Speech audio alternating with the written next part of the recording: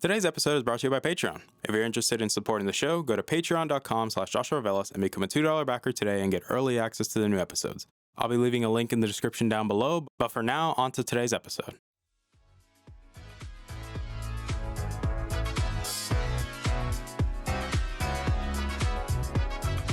You're listening to the Augmented Experience podcast. I'm your host, as usual, Joshua Velas. I'm a student, musician, and a gamer at heart. Join me as I sit down every week to talk about all the latest news in the technology, business, and video game world. I hope you guys enjoy.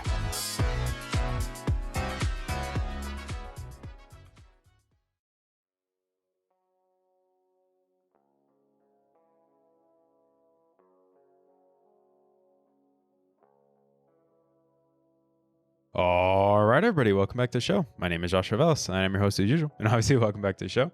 Today's episode 203 of the show. And before we get started, I'm going to do a house cleaning quick because, well, you guys don't like to do it around here, so it only makes sense that we do the house cleaning. So let's just get on with the house cleaning.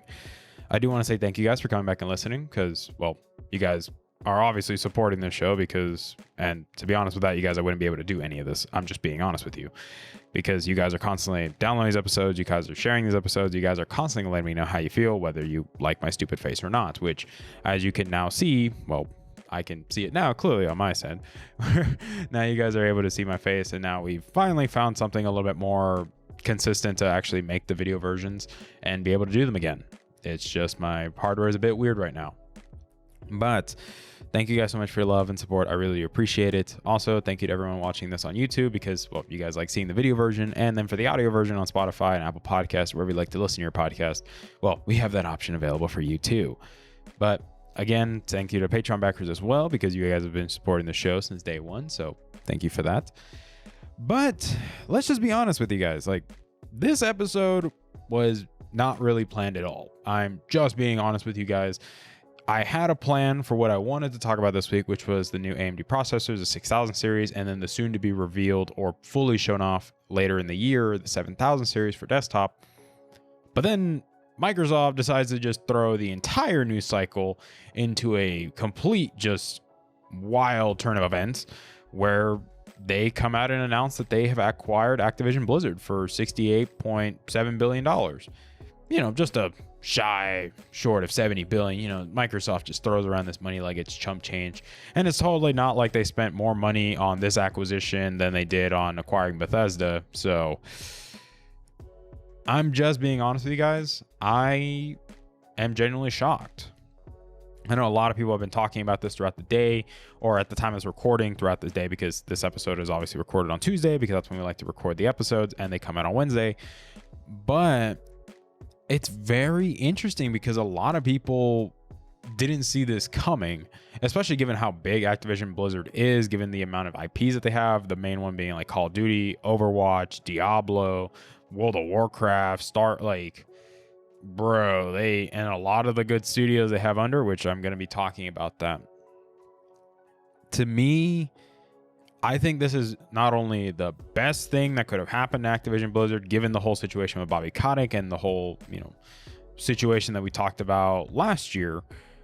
To me, this is also really good for Microsoft going forward, but I'd also think it's a really good thing for a lot of these studios that, well, just being honest, haven't been used so much by Activision Blizzard before. Like, prime example, High Moon Studios.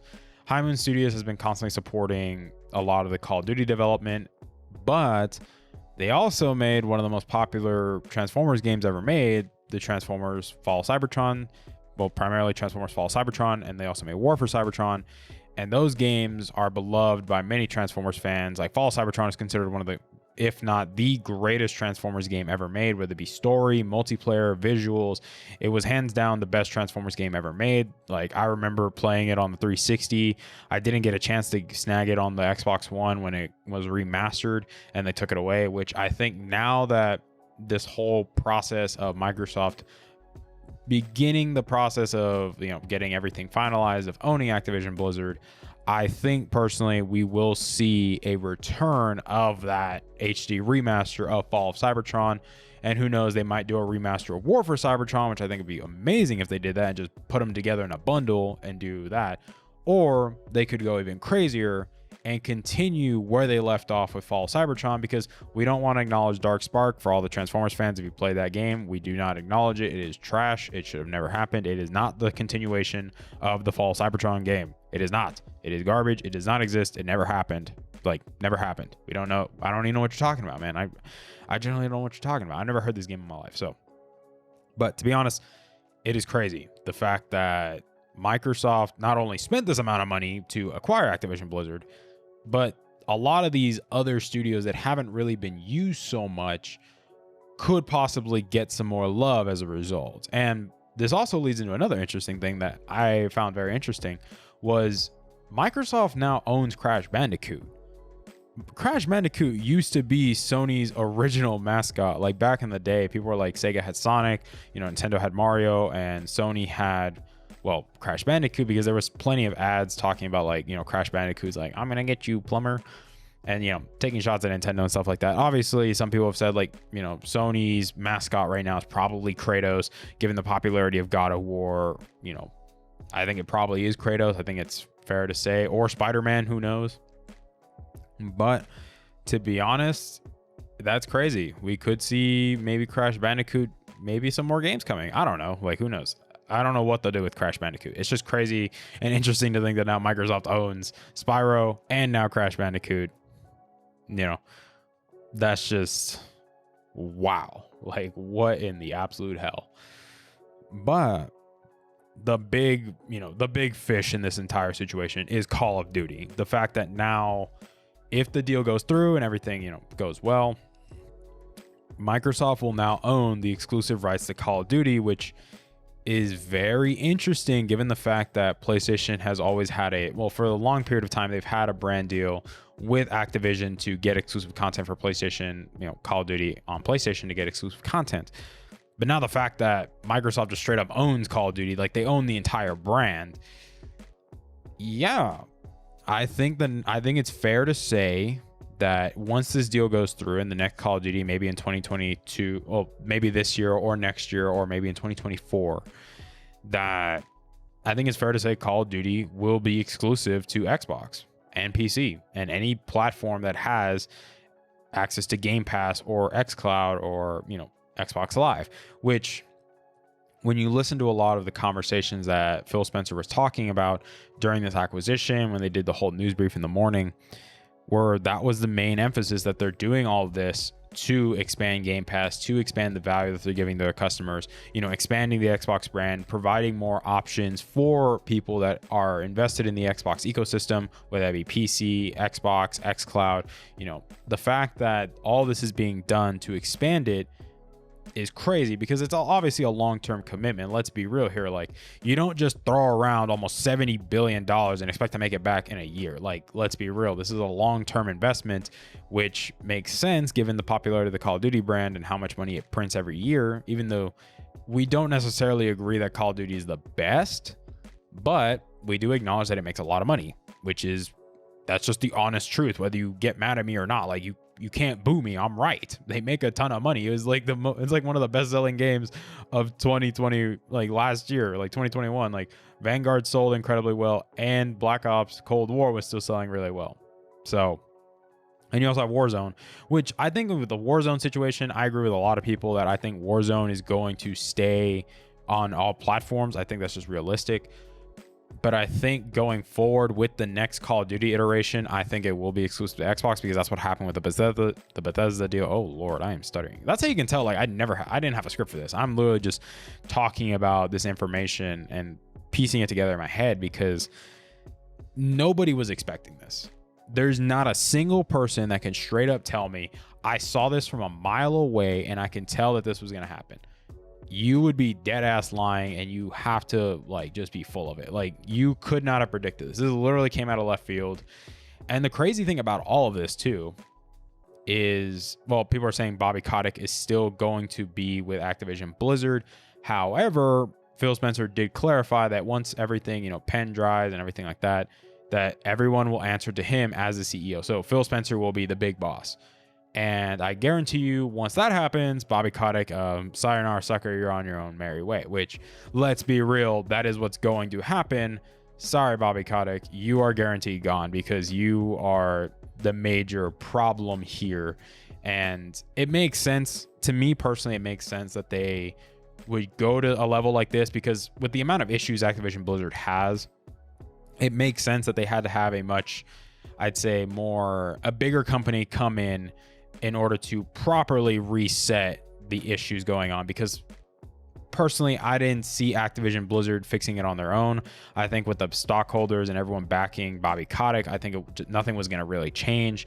So I think the fact that Microsoft just came in and says, hey, we love all your IPs. We think this is a great partnership that we can have. However, I'm going to be in charge. Me being Phil Spencer, I'm in charge. Bobby Kotick, you're out. Sorry, you're the problem. So get out of the way. You're not going to be here anymore. So granted, I think Bobby Kotick is going to get a ton of money out of this. Let's be real. He's going to sign a contract, get tons of money, leave, and, go on his merry way. So that happens, but at least Bobby Kotick is gone. But I think this is also good because the fact that now there's going to be new leadership at Activision Blizzard and more resources, because let's be real, Microsoft's got more resources than Activision Blizzard does by itself. I think we're going to see maybe a shift in how things are going to be developed. I think maybe production for Overwatch 2, I think that's guaranteed going to be an Xbox exclusive, which a lot of people are going to be mad, but get over it. This is what happens with acquisitions. I'm just being honest with you. That what you expect, like you're not just going to drop $70 billion, like almost $70 billion and not make an exclusive game. Like that's just a waste of money. Like I'm just being honest with you. That's poor business management. So I think Overwatch 2 guaranteed is going to be an Xbox exclusive. I guarantee Diablo 4 Xbox exclusive. I think this is going to help boost, and I agree with a lot of people on this, that I think this acquisition is going to help bring World of Warcraft to Xbox. I think this has always been a hot topic that people have been wanting World of Warcraft to come to consoles, and I think this will just help speed up the process of getting World of Warcraft to finally make its console debut on Xbox instead of and not PlayStation. Like World of Warcraft will most likely be on Xbox only with keyboard and mouse support, which makes sense because that's how a lot of people like playing it. But it could be interesting to see how the game runs with controllers. So very interesting. I'm just there are many possibilities given the IPs, given the the studios involved in this acquisition. It's crazy to think about. It's crazy because nobody was expecting this. Microsoft, you literally shocked the industry, and now the world is watching. The world is going to see what are you going to do now that they've acquired Bethesda and man, how did I forget the name of the other company? Well, let's just call them Bethesda for now. And now they have Activision Blizzard. They have literally some of the biggest IPs in the history of gaming, period, at their disposal. They have some of the most talented studios on the planet at their disposal. You literally cannot screw this up. And I think the fact that there's going to be more resources going around, because let's be real, if Microsoft did not trust Phil Spencer and his leadership, they would not have had these deals go through. They would have not spent the $7 billion, $10 billion, however much they spent on acquiring Bethesda, to now this almost $70 billion deal, one of the biggest gaming acquisitions in the history of the industry. Almost $70 billion, 68.7 or 68.4. Let's gotta be exact, because everyone's gonna get mad at me if I'm not exact. It's one of those things where this changes the industry. This is one of the biggest moments in video gaming history. And it probably is going to go down like that, especially if once pen dries and the deal is solidified and the transition now begins, that Microsoft now is fully in charge of Activision Blizzard. I'm telling you, I think we're going to see a big shift, not only in terms of the morale at Activision Blizzard, not only in terms of the work environment, that it's going to be a much healthier and safer place for a lot of people, but at the same time, maybe studios will actually have more time to work on games rather than rushing them out the door every year. I think Call of Duty will benefit from this, that Microsoft may say, hey, we know this game generates a ton of money every year, even if it's an older version. Maybe we can give them a 2-year, 3-year development cycle and let Call of Duty develop, a little bit more, give it more time in the oven, give, the developers more time to be creative with them, tell more interesting stories, and bring us back to the time when Call of Duty used to have incredible stories that people were engaged in, that people really liked, that people talk about, that they remember certain aspects of them. Like, we could see a return to form. And I think we could even see an evolution of gameplay if they give them more time. And I also think with, say, like games like Diablo 4 and Overwatch 2, like having the Microsoft machine backing them, it's crazy. It's interesting to see how this will all play out.